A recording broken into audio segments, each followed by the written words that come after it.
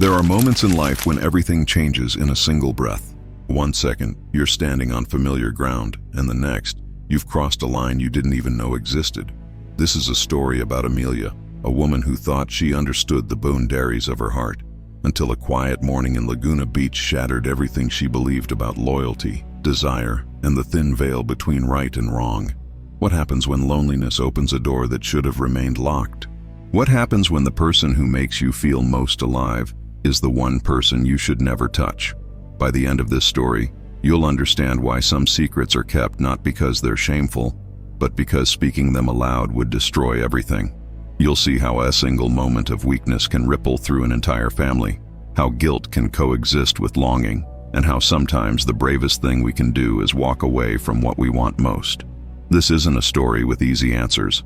It's a story about the complicated youth of being human, flawed, conflicted, and capable of both devastating mistakes and profound acts of love. Amelia's journey will make you question, when does protecting others require sacrificing your own happiness? And can you ever truly forget someone would awaken something inside you that had been sleeping for years?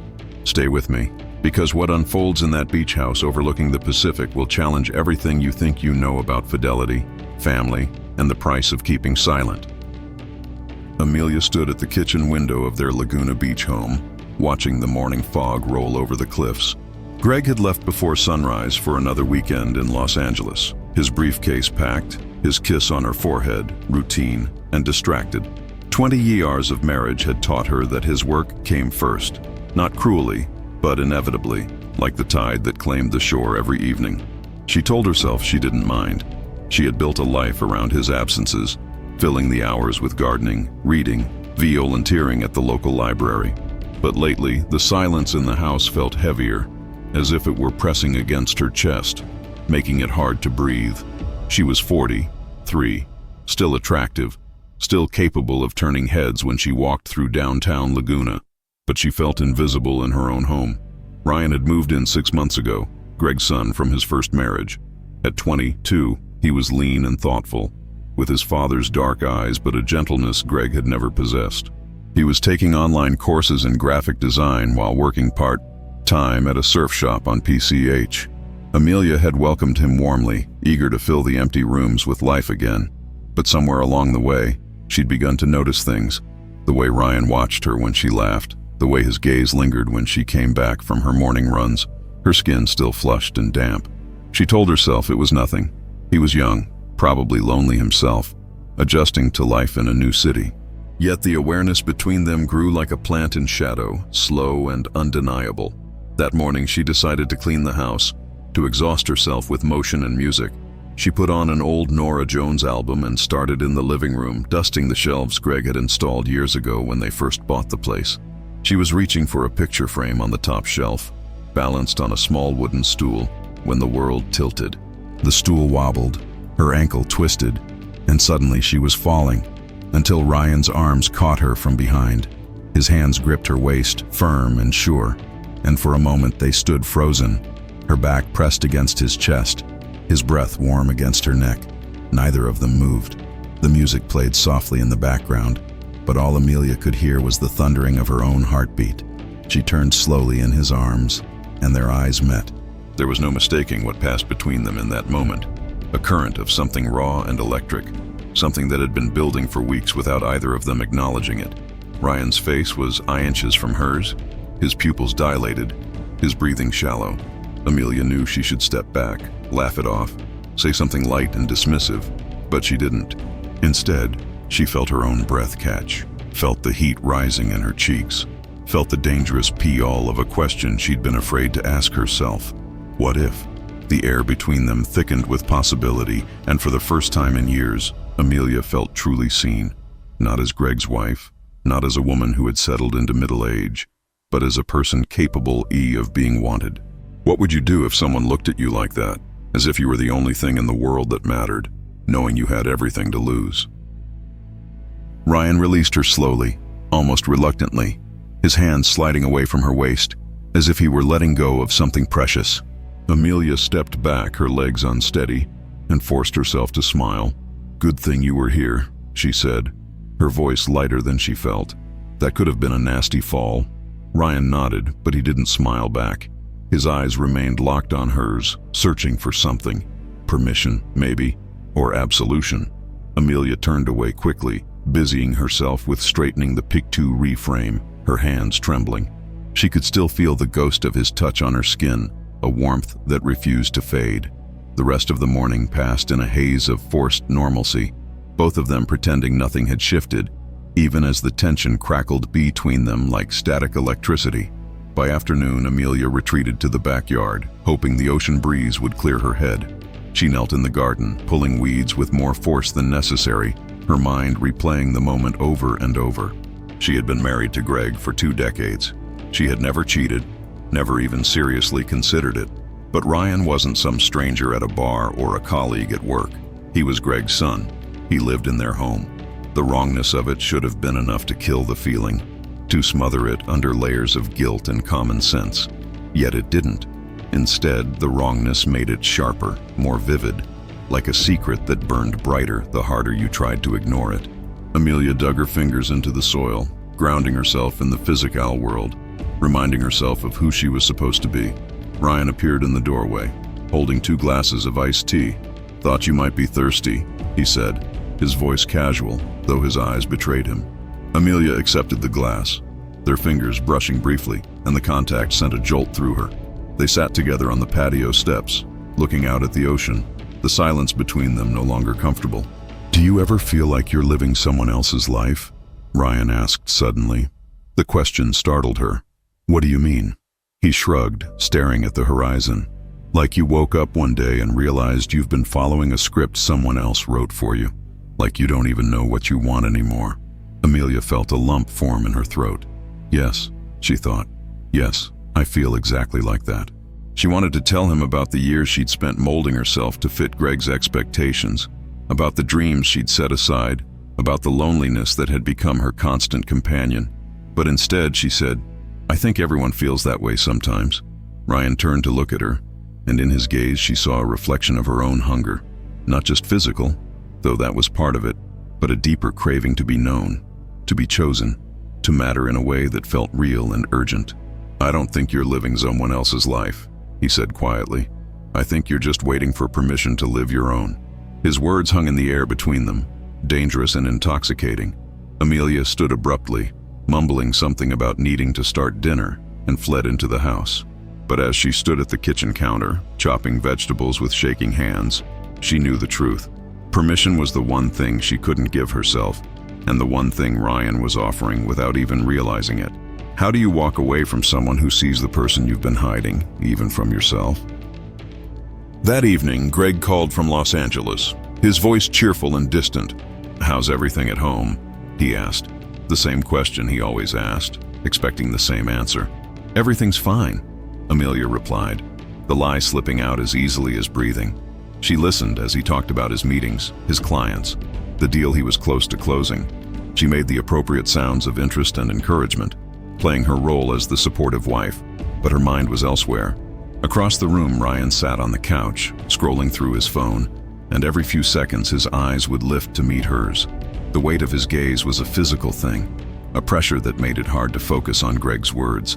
When the call ended, Amelia set her phone down and felt the full force of her isolation. Greg was miles away, not just physically but emotionally, living in a world where she was a fixture, a constant, something he could count on without ever really seeing. The days that followed were a study in restraint. Amelia and Ryan moved around each other carefully, like dancers avoiding a misstep. She threw herself into routines, yoga classes, grocery shopping, lunch with friends, anything to avoid being alone with him in the house. But the avoidance only intensified the awareness. She found herself hyper-conscious of his presence, the sound of his footsteps on the stairs, the smell of his cologne in the hallway, the low murmur of his voice when he took phone calls in his room. At night, lying next to Greg when he returned midweek, Amelia stared at the ceiling and felt like a stranger in her own life. Greg reached for her once, his touch familiar and undemanding, and she responded out of habit, but her mind was elsewhere, trapped in the memory of Ryan's hands on her waist. One afternoon, while Greg was at work, Amelia was folding laundry in the living room when Ryan walked in. He stood in the doorway, hesitant, as if deciding whether to speak. "Can I ask you something?" he said finally. Amelia's heart clenched, but she nodded. "Do you love my dad?" The question cut through her like a blade. She opened her mouth to give the expected answer. "Of course I do. What kind of question is that?" But the words wouldn't come. Ryan took a step closer. "I'm not trying to cause trouble," he essayed softly. I see the way you look sometimes, like you're somewhere far away, and I wonder if you're happy." Amelia felt tears prick her eyes. No one had asked her that in years. Not Greg, not her friends, not even herself. "It's complicated," as he managed. Ryan nodded slowly, as if he understood more than she'd said. "I think you deserve to be happy," he said, and the sincerity in his voice broke something inside her.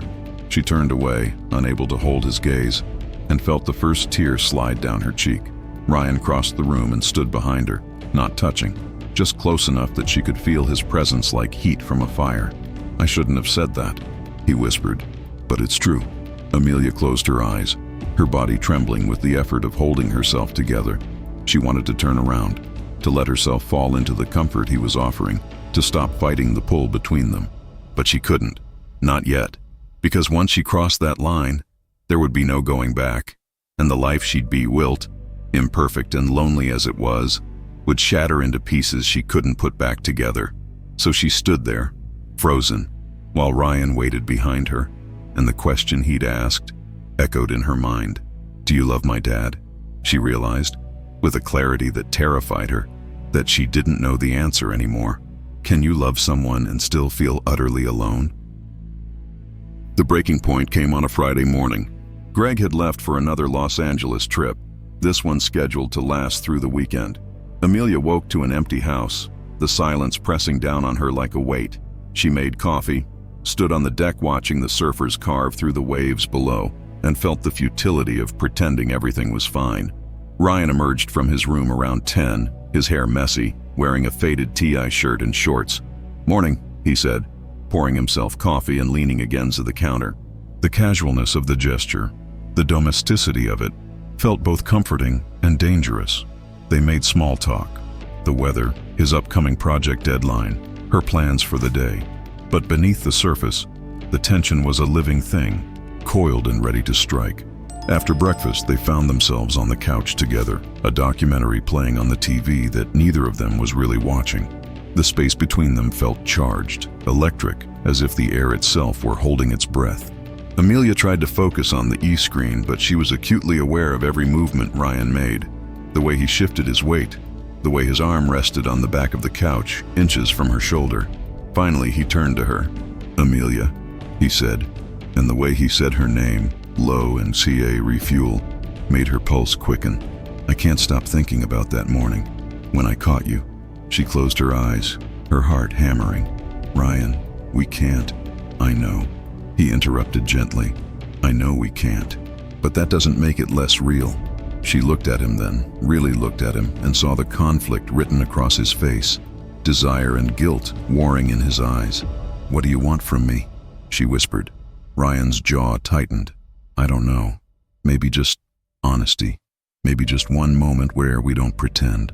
The air between them seemed to thin, as if they were standing on the edge of a cliff. Amelia felt her resolve crumbling, felt the walls she'd built around herself beginning to crack. She thought of Greg, of the vows she'd taken, of the life she was supposed to protect. But she also thought of the years she'd spent feeling unseen, unloved, like a ghost haunting her own existence. And in that moment, the pull toward Ryan was stronger than anything she'd ever felt. Not because he was forbidden, but because he saw her, truly saw her, in a way no one else did. She leaned forward just slightly, and Ryan met her halfway. Their lips touched, tentative at first, a question more than a statement, but then something ignited between them, a hunger that had been suppressed for too long.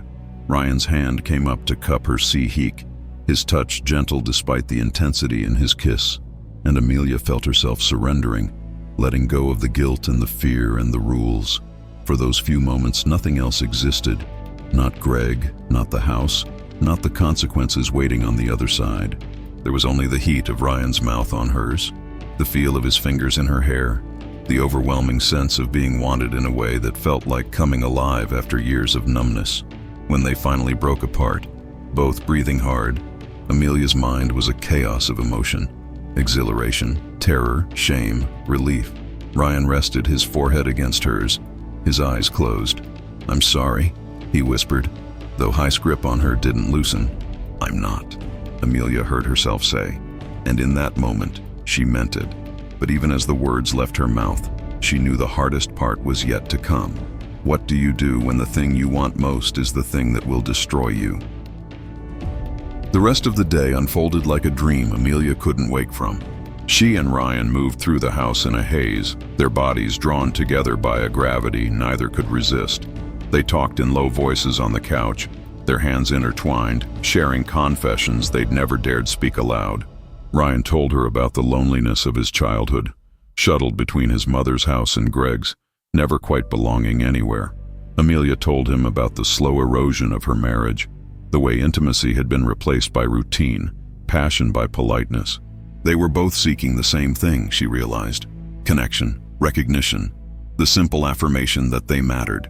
And in each other, they'd found it, even though the circumstances were all wrong. As afternoon turned to evening, the weight of what they'd done began to settle over them. Amelia pulled away first, standing abruptly and walking to the window. "This can't happen again," she said, though her voice lacked conviction. Ryan came up behind her, not touching, but close enough that she could feel his presence. "I know," he said quietly, "but I don't regret it." Amelia turned to face him, tears threatening to spill. "I do," she said, though even as she spoke, she wasn't sure if it was true. "I regret hurting Greg. I regret betraying him, but I don't regret." She trailed off, unable to finish the sentence. Ryan's expression softened. "You don't have to explain," he said. "I understand." But Amelia wasn't sure he did.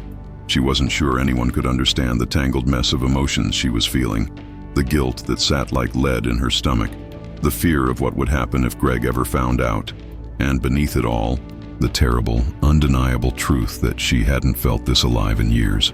That night, Amelia lay alone in her bed, staring at the ceiling, unable to sleep.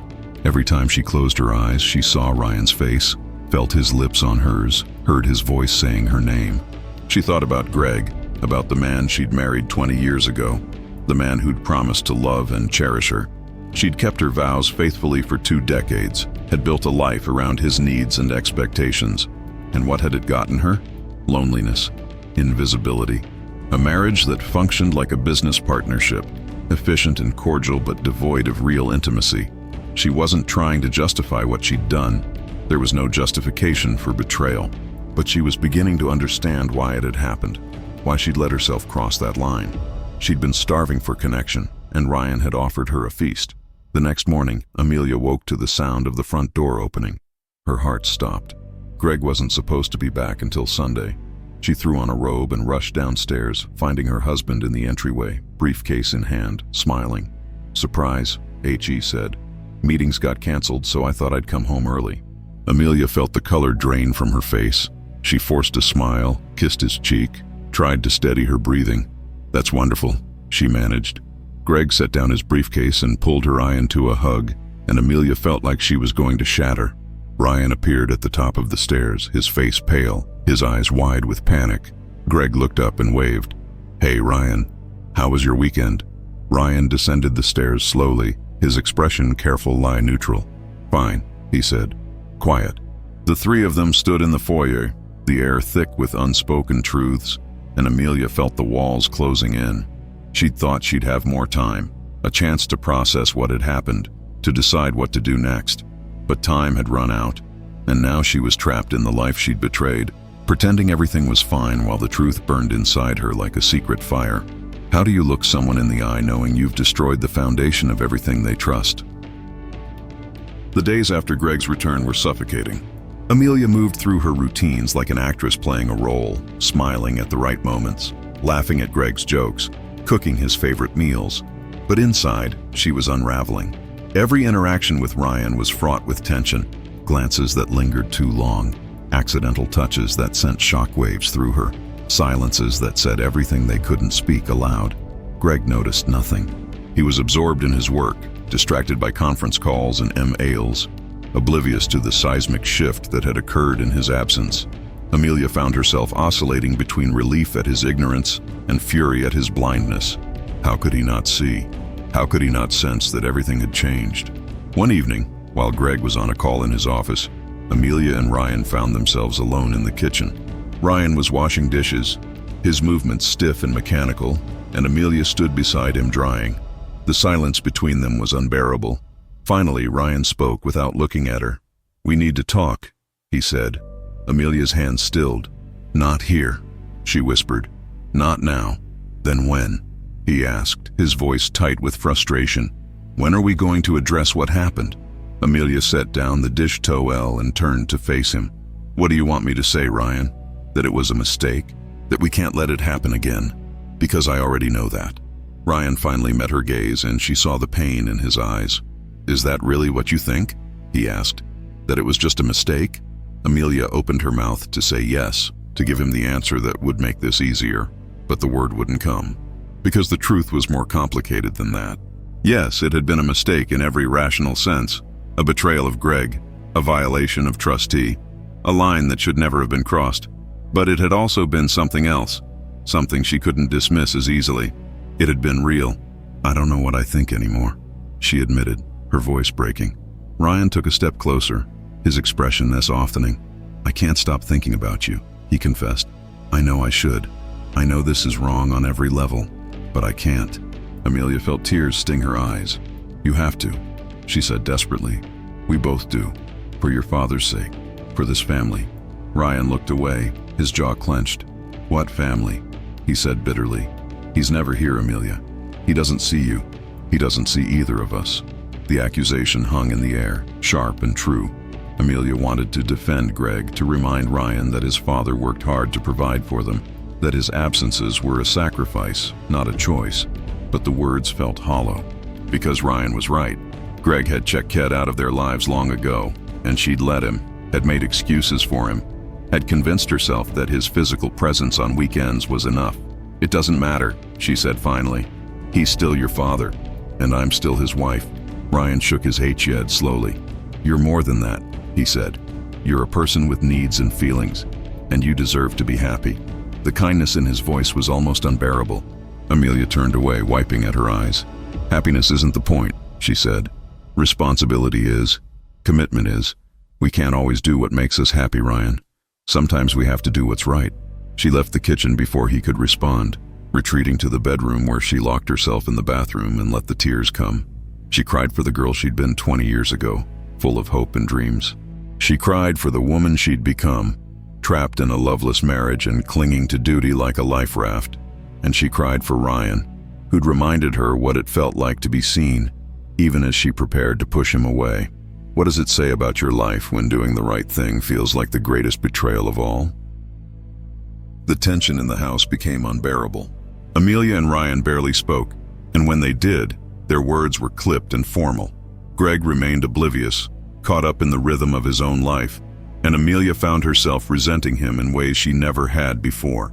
She resented his late nights, his distracted kisses, the way he asked, "How was your day?" without ever really listening to the answer. She resented that he'd created this vacuum in their marriage, this space where loneliness could grow unchecked. But most of all, she resented that he made it so easy for her to imagine a different life, one where she wasn't constantly waiting for him to notice her, to choose her, to make her feel like she mattered. Meanwhile, the connection between Amelia and Ryan simmered beneath the surface, unspoken but undeniable. She caught him watching her when he thought she wasn't looking, his expression a mixture of longing and regret. And she knew, with a certainty that terrified her, that he was struggling with the same impossible choice, between loyalty and desire, between what was right and what felt real. One afternoon, when Greg was at work, Amelia found Ryan sitting on the deck, staring out at the ocean. She hesitated, eyeing the doorway, then stepped outside. "Can I join you?" she asked. He nodded without looking at her. They sat in silence for a long time, the sound of the waves filling the space between them. Finally, Amelia spoke. "I've been thinking," she said carefully, "about what you said, about deserving to be happy." Ryan turned to her, his expression wary but hopeful. And I don't think happiness is something we deserve or don't deserve," she continued. "I think it's something we choose." And sometimes the choice is between our own happiness and the people we love. Ryan leaned forward, elbows on his knees. So you're choosing him, he said flatly. It wasn't a question. Amelia felt her throat tighten. I'm choosing not to destroy this family, she said. There's a difference. Ryan was quiet for a long moment. Then he said, what if I told you I was thinking about leaving? About taking that internship offer in New York? Amelia's heart clenched. She'd known about the offer. Greg had mentioned it proudly over dinner, but she hadn't realized Ryan was seriously considering it. Is that what you want? She asked. Ryan finally looked at her, and the pain in his eyes mirrored her own. I don't know what I want anymore, he admitted. All I know is that being here, seeing you every day and knowing I can't. It's killing me, Amelia. She reached out instinctively, her hand covering his. Then go, she said, her voice breaking. Take the internship. Build the life you're meant to have. Don't let me hold you back. Ryan turned his hand over, lacing his fingers through hers. You're not holding me back, he said. You woke me up. You made me realize that I want more than just going through the motions. I want a life that feels real. Amelia squeezed his hand, tears streaming down her face. Then go find it, she whispered. Find someone who can love you the way you deserve. Someone who isn't tied to all this complication. They sat like that for a long time, hands intertwined, saying goodbye without words. And Amelia understood in that moment that love wasn't always about holding on. Sometimes it was about letting go, about choosing someone else's future over your own present. It was the hardest thing she'd ever done, sitting there on that deck with Ryan, feeling the weight of what could never be. But it was also, in its own way, an act of love, flawed and painful and imperfect, but real. When do you realize that the greatest act of love is setting someone free? 2 weeks later, Ryan left for New York. The morning of his departure, Amelia stood in the driveway, her arms wrapped around herself against the early chill. Greg had already said his goodbyes, proud and oblivious, clapping Ryan on the shoulder and telling him to work hard. Now it was just the two of them. Ryan loaded the last box into his car, then turned to face her. Take care of yourself, Amelia said, her voice steady despite the tears threatening to fall. Ryan nodded, his eyes searching her face as if trying to memorize it. You too, he said. Then so quietly she almost didn't hear. I'll never forget you. Amelia felt something crack inside her chest. Go, she whispered, before I change my mind. Ryan hesitated, then pulled her into a hug. Brief, fierce, final. When he let go, he climbed into his car without another word and drove away, his taillights disappearing around the bend. Amelia stood in the driveway long after he was gone, feeling both empty and strangely lighter. She'd done the right thing. She'd protected her marriage, preserved the family, sent Ryan toward a future where he could find happiness unburdened by secrets. Booty, she'd also sacrificed something precious, the first real connection she'd felt in years. The first time in decades someone had looked at her and seen not a role she played, but the woman she actually was. Later that day, Greg came home from work and found her on the deck, staring at the ocean. You okay? He asked, sitting beside her. Amelia turned to look at her husband. This man she'd built a life with. This man who'd given her stability and security, but had forgotten to give her himself. Yeah, she said. I'm okay. It wasn't entirely true, but it wasn't entirely false either. In the months that followed, Amelia began the slow work of rebuilding herself. She started painting again, something she'd abandoned years ago. She joined a book club, made new friends, found small pockets of joy in her days. And she worked on her marriage, not by pretending the problems didn't exist, but by finally being honest about them. One evening, she sat Greg down and told him, without revealing the specifics, that she'd been lonely, that she needed more from him than just his presence on weekends. The ash at their marriage had become a hollow structure, and if they didn't do something to change it, it would eventually collapse. Greg listened, really listened, and for the first time in years, Amelia saw something shift in his eyes. Recognition maybe, or regret. They weren't fixed overnight, but they started trying. Slowly, tentatively, they began to rebuild what they'd let erode. As for Ryan, he flourished in New York. Amelia followed his progress through Greg's updates, the successful projects, the promotion, the girlfriend he eventually mentioned. And she was happy for him, genuinely, because she understood now that what they'd shared wasn't about possession or permanence. It was about awakening. Ryan had reminded her that she was capable of feeling deeply, of wanting fiercely, of being more than just a placeholder in someone else's story. And she'd given him permission to seek a life that felt authentic, even if it meant walking away from her. Their story didn't have a traditional ending, no resolution tied up neatly with a bow, but it had truth. And sometimes, Amelia thought, truth is the only kind of closure that matters. She'd low-vet him in the only way she could, by letting him go. And she'd saved herself in the process, not by erasing what happened, but by choosing to carry it as a lesson rather than a burden. What remains when you lose something you never really had in the first PI lace? Is it loss or is it growth? Amelia's story is a mirror, whether we want to admit it or not. It's a story about the spaces between vows and desires, about the loneliness that can exist even in occupied homes, about the difference between existing and truly living.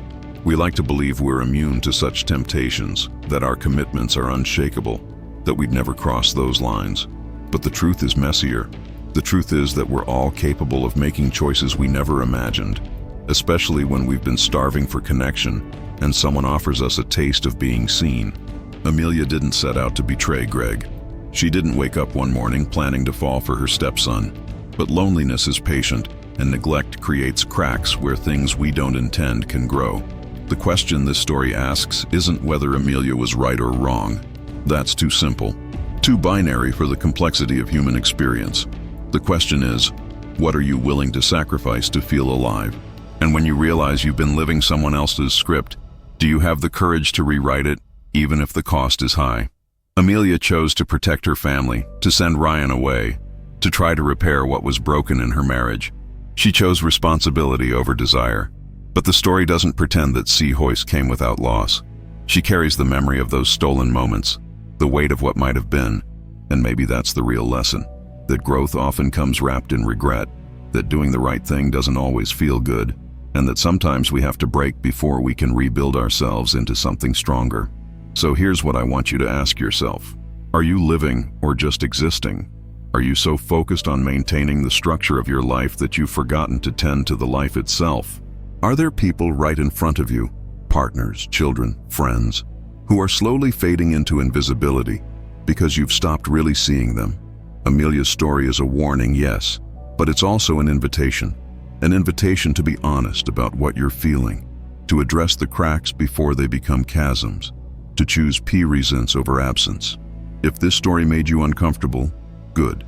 Sit with that discomfort, ask yourself why, and then decide, what are you going to do differently tomorrow? If you made it to the end of this story, thank you for staying with me through the complexity and the pain and the messy truth of it all. If it resonated with you, share it with someone who might need to hear it. Subscribe to this channel, hit that notification bell, and join me as we continue exploring the stories that force us to confront who we really are. And if you truly enjoyed this story and want to support this work, please buy me a coffee on Ko-Fi. Even the smallest contribution makes a real difference, so stories like this can keep being told. Until next time, choose wisely, live fully, and remember that the life you're living is the only one you get.